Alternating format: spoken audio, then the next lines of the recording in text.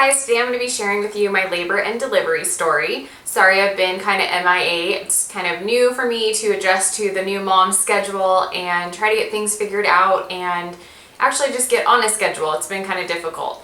So I made it to 39 weeks. I didn't make it to 40, and I think it was 39 weeks and 4 days when I delivered.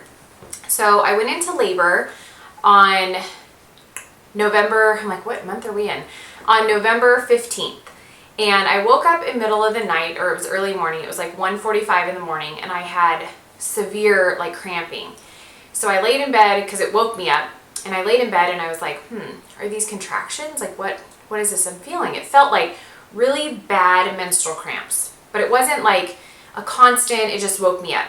So I was like, no, I haven't had another one. I'm just gonna go back to bed. So I went back to sleep. I woke up again at about 2:30, 2:45, same thing. Woke me up again, extreme cramping. And it just really hurt. It was uncomfortable. Lay there for a minute, thought about it, are these contractions? And nothing else, so I went back to sleep. Woke up again at 3:15, and same thing, but stronger. And I was just like, oh my gosh. My husband was sound asleep, so I laid there and it came on again, maybe 20 minutes later. So I finally had to get out of bed and start walking around because it was so strong and it just kind of hurt. So I came into my office and sat in the chair that's in my office and just kind of sat there for a little bit, breathed through them, and I was like, okay, these are definitely contractions and they're pretty strong. So I sat in here until about, I want to say 4 o'clock in the morning. So at 4 o'clock in the morning, I walked back into our bedroom, and when I walked in, my husband woke up and he said, "Are you okay?" And I said, no. At that point, another one was coming on and it was just so strong and intense, and I told him, no, I'm not okay. I think I'm going into labor. I think these are definitely contractions, and they've been going on since 1:45 in the morning, and I think I need to jump in the shower and get ready. And he was like, okay, and he jumps up immediately and he starts getting ready. And so I jumped in the shower, got ready, did my hair and makeup, and they weren't close contractions, they weren't back to back. So I knew I wasn't in I didn't need to really hurry, but it was getting uncomfortable. So I packed up the last few things that I needed to pack up, stuff that I had kept out, that I made a little note, if I go into labor in the middle of the night, things I needed to pack. So just the little things that I was using daily, grabbed those, packed them up. We got in the car, drove off to the hospital, and I ended up delivering at the other hospital that I had changed. I think I was 38 weeks when I told you guys I was changing and going to a different hospital. So thank goodness, because it was early morning, hadn't hit rush hour yet when we left. We left here probably about 5:30, I think, or maybe 6 o'clock.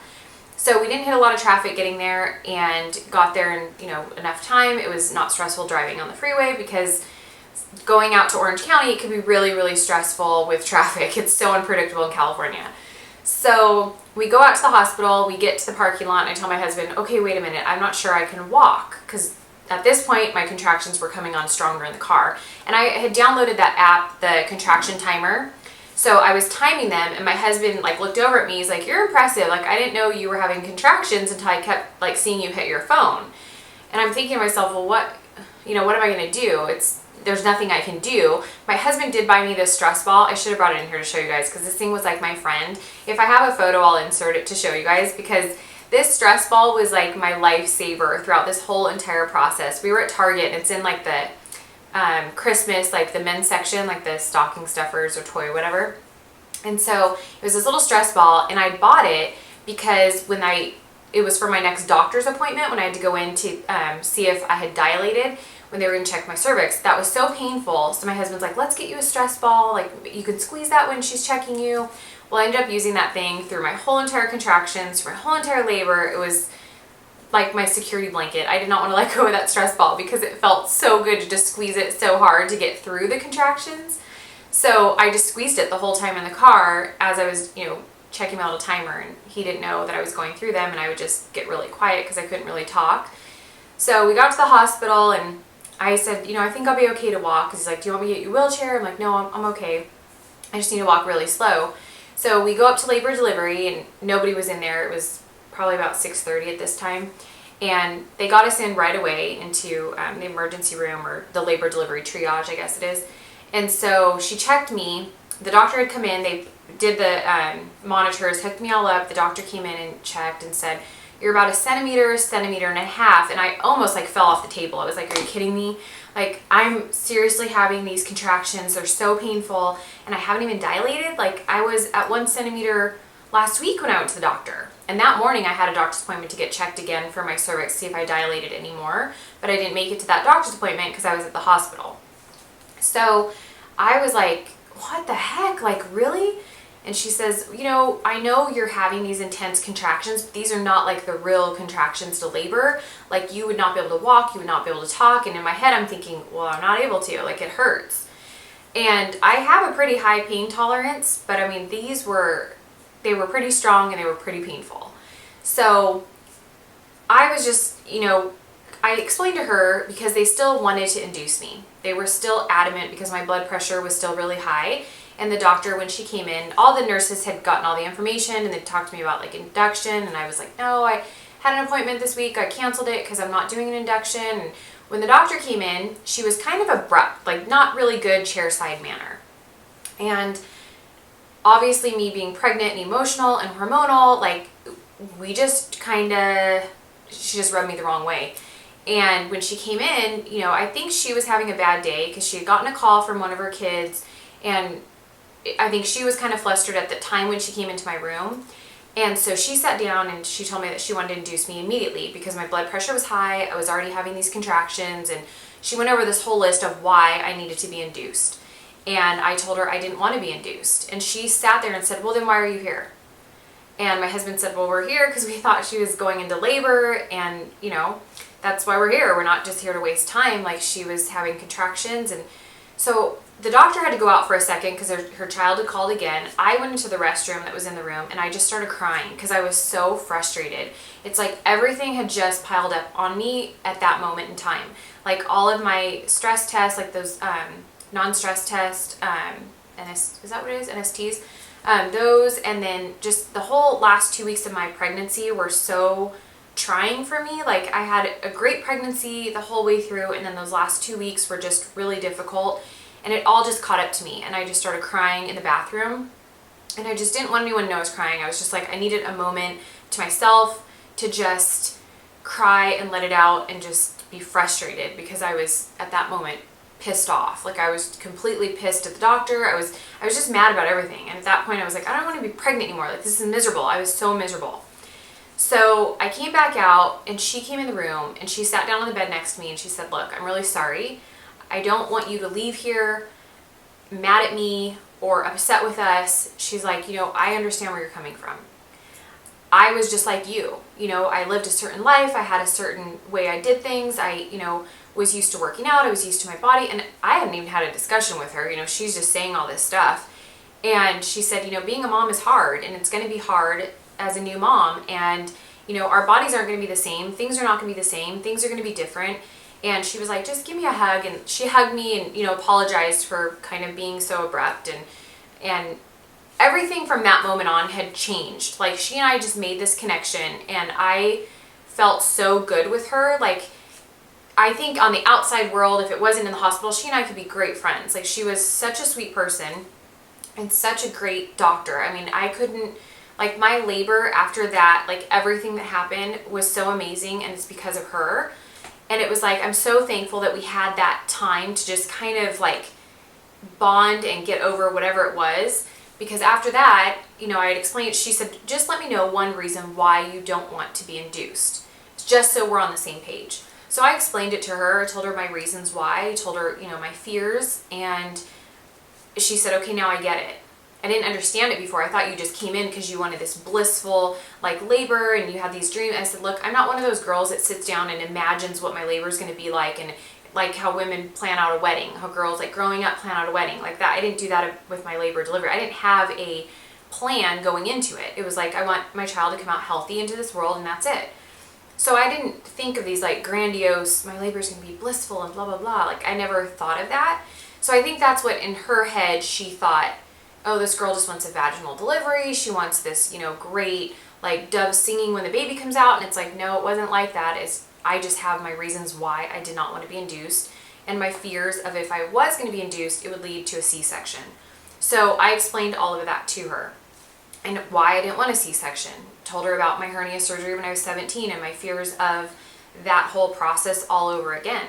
So she understood, and she said, I really want to still induce you ASAP, and I will do everything in my power to deliver you vaginally, because that's what I want all of my patients to do. So at this point, I hadn't eaten since the night before, probably about 5:30, 6 o'clock. And I told her, can I please just go and get breakfast? I'm starving, and I know that if I go into labor, I'm not going to be eating for a while. Like, I'm starving. And she said, really, I don't want you to, because if we do have an emergency and we have to do an emergency C-section, I need you to be on an empty stomach. And I said, look, my whole pregnancy, I watched what I ate. I was very careful. I tracked everything. I'm not going to go out and eat this huge breakfast. I literally want to go to Starbucks and get a small oatmeal. That's it. And so she was like, okay, fine. Go decide on what you want to do. We're always here. You're always welcome back. If you don't want to be induced, we don't have to. You can go home and just wait it out. Wait till you go into labor. Her fears for me were, since my blood pressure was already high because of the, I was on that verge of preeclampsia. She said, if I send you home, you could have a stroke, you could have a seizure. She gave me all the things that could possibly happen to me. And I said, I understand the risks. Believe me, they've told me this last couple weeks.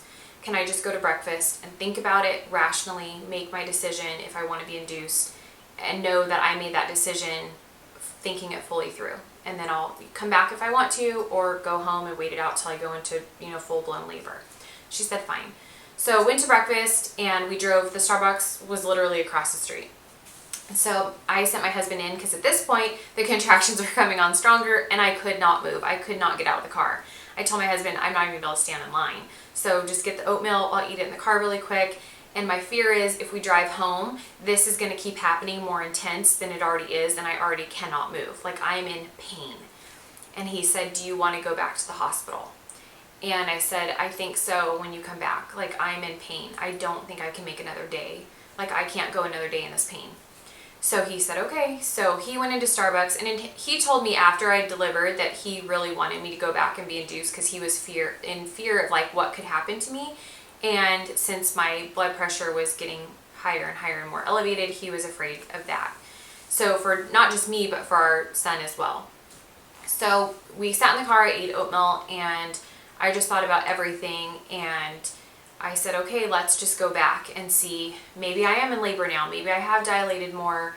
Let's go back and get checked. So we go back in, and now I'm taking breaks to walk, because as the contractions are coming on, it's now like I can't walk anymore. So we go back in, and they check me, and yes, now I am in labor. So I was already dilated to like 1.5 centimeter, really nothing. But at this point now I've dilated to a 2. So I told her yes, I'd go ahead and be admitted, because I can't, handle this. So she did explain everything that was going to happen, told me I can have an epidural if I wanted to, and I could have it at any time.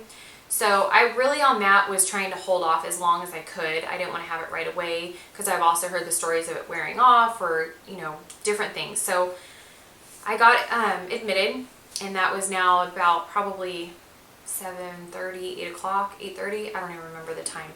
I put all the notes in my other cell phone, and I had to switch cell phones because mine took a crapper. So, and now it's not even turning on. So I'm trying to remember all these things.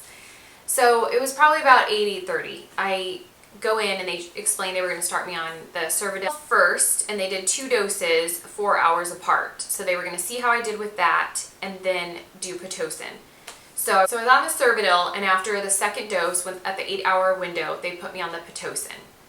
And I was on the Pitocin for 6 hours.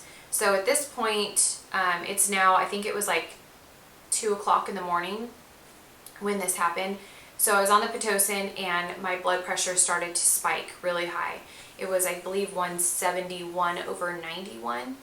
And at 2 o'clock in the morning, and the doctor had explained to us, like, if there's an emergency and that we need to do an emergency C-section, you'll know, because there will be doctors in your room and tons of nurses. And you'll be pulled out of your room immediately within seconds to get you to the emergency room to do a C-section.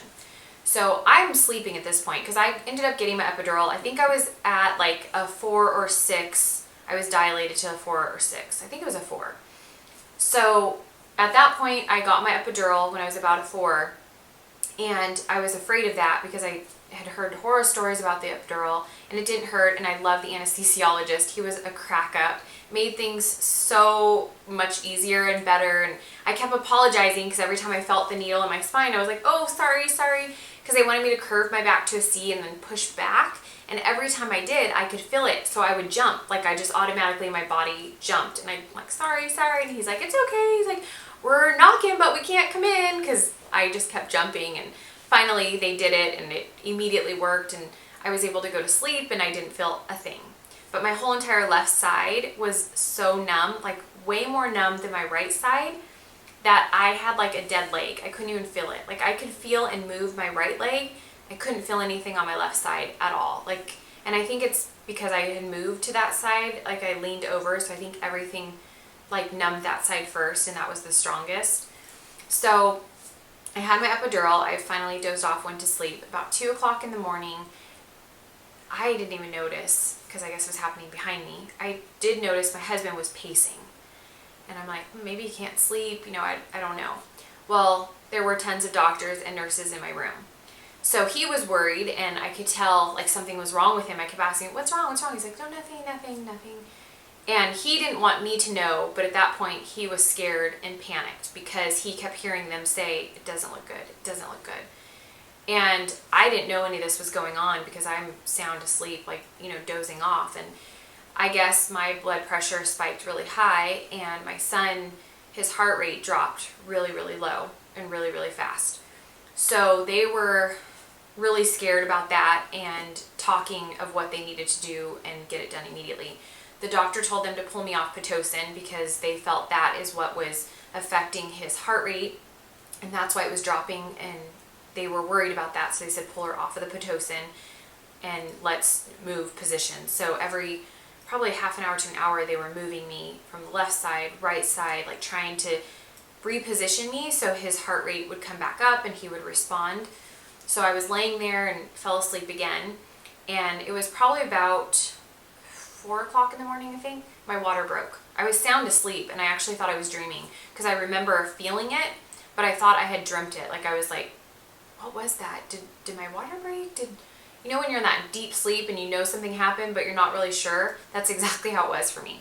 So I went back to sleep. Like I remember it was really warm, and I just thought I was dreaming, so I went to sleep. So I remember the nurse came in, and she was like, oh, I think your water broke. She's like, did you feel something? And I said, well, yeah, I did, but I actually thought I was dreaming. I'm like, I have no idea. Like I was so numb, I don't even know.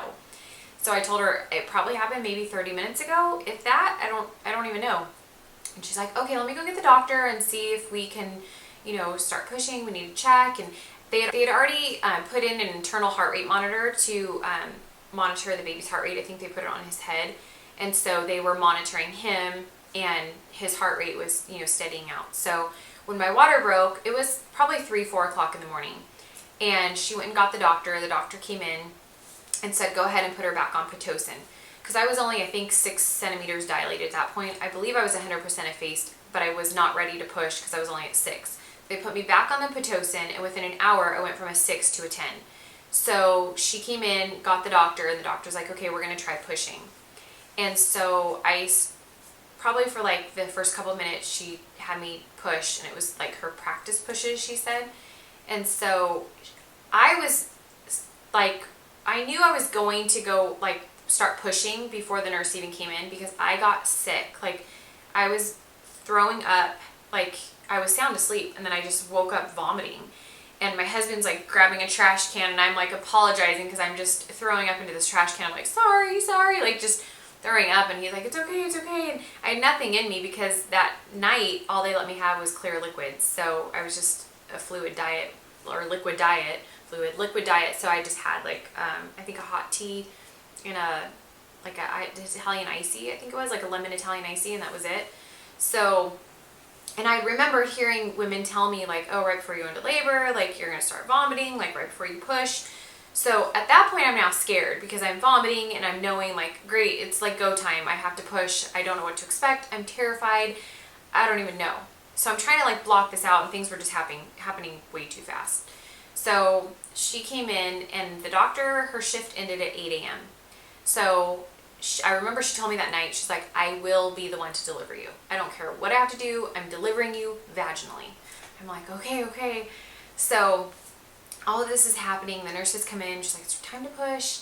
So about 7:50 is when I started pushing. And it took me 7:50 until 8:24. That's when he was born. And so I pushed, and in the room it was just my sister-in-law, my niece, and my husband. My niece is 21, so she had already told me, like, at the beginning, I want to be in your room, I want to be in your room. And my sister-in-law, since 20 years ago, she was always like, I'm going to be in your room when you deliver, I'm going to be in your room one day. And so I always knew she was going to be in there too. So thank goodness for them, because they really and truly helped me out so much. It was so comforting to have them there and help, like, hold my legs, because I was so numb on the left side. I could not feel at all. So just through the pushes and through everything, it was so nice to have, like, that help. So I pushed until 8:24, and I, honest to goodness, did not feel a thing. Everyone always talks about the ring of fire, like as the baby's head's crowning. I didn't feel anything. Like, I didn't feel anything. They asked me at one point if I wanted a mirror. They were going to put a mirror at the end of the bed so I could see. And I was like, yeah. And the only reason I wanted it was because I needed to see, like, when I'm pushing, am I actually doing anything? Is his head coming out? Like, can I see anything? Like, it was for me more of a, I needed to know how much more to push. And that thing was like a lifesaver. So if any of you are pregnant and about to deliver, if they offer you a mirror, take it when you're delivering, because you can actually see as you're pushing the head, and you know, like, how much more you need to push out.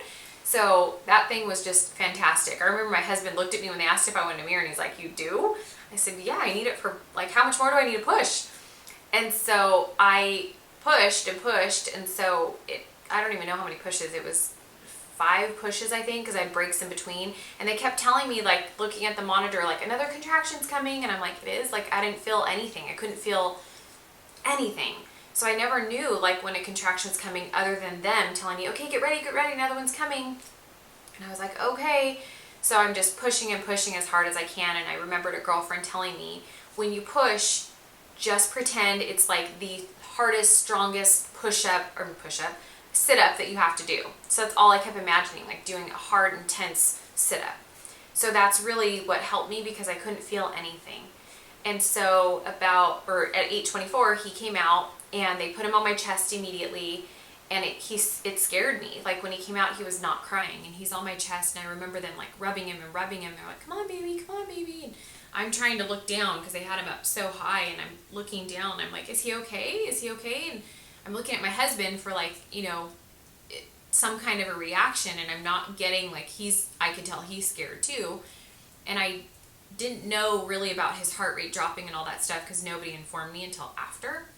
And so finally we got a cry out of him, and I was like, oh, thank God. So then I kind of, like, started to cry, because it had scared me so much, because I'm like, why is he not crying? I know it's like he's supposed to cry, it's a good sign, and there's no cry. And so he started crying, and then, you know, everyone in the room was just teary-eyed, and I was so thankful. And they kept him on my chest for quite a while. So I was also wondering, like, well, how big is he? How much does he weigh? How, you know, long is he? So after we did, like, the skin to skin for a while, then they took him to clean him up, and he was 6 pounds 8 ounces, 19 and a half inches long. And we named him Beckham Preston. Preston's the middle name. And I love that name from the moment I knew I was having a boy. It was the first name that I picked. And we had a backup name that I kind of made up and I liked. And then we just kept going back to Beckham. For so long, we were like, Beckham. And I love the name for him. It's the perfect name. And one of my girlfriends was like, you just have to see him. And when you see him, you'll know. And I already knew. And I already had stuff monogrammed for him. So I was like, no, it's Beckham. So our little guy has been here. This Wednesday will be a month, and I cannot believe it. It's already a month. It's gone by so quickly. So it's been an adjustment. I was in the hospital for 2 full days. They originally told me that I'd probably only be there for 24 hours, but I was there for 2 days because my blood pressure still hadn't gone down. I thought the whole preeclampsia after you delivered, that was the whole thing. They wanted me to be induced and get him out because that's the only way to stop preeclampsia. Well, I didn't know that you could still get it 2 weeks after you deliver.